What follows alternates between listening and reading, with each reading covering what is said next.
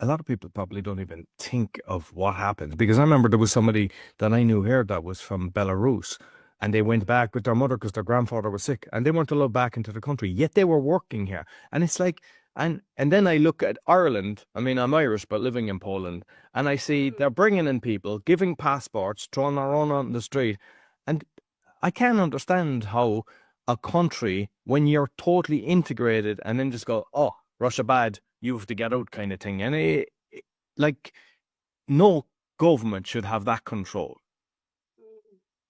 Yeah, yeah. And now we could have stayed in Portugal, I guess, but there was so much uncertainty there because European Union decided that it was, I don't know if it happened, but it was like, we'll froze all your money and all your property that you bought because just because you have Russian passport, you're like, oh, shit. I can't let that happen.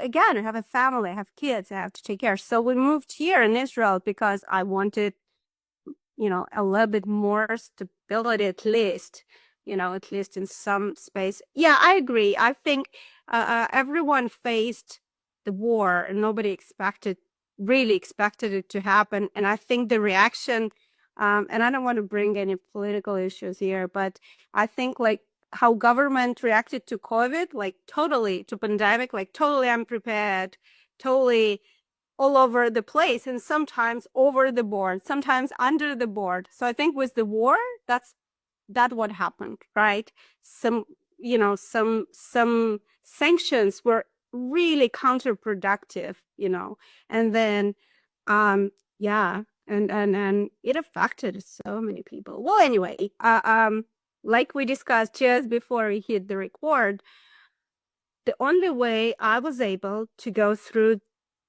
this, and then the Israeli war started a year ago. Okay, that was kind of a bonus level, I call it.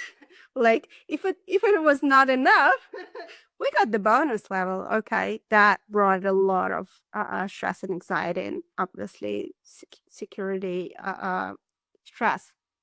So the only way I was able to go through it because some people around me just melted down, unable to function, had to get on um, medication, or, just whatever, because it was just too much. So what helped me is I was a coach for a long time, studied positive psychology, studied resilience, studied a lot of theory that I just apply every day. I say, look, you know, I got what you got. This is the cards that have been dealt. I cannot change those cards. So the only thing I could do, I can make the best of them.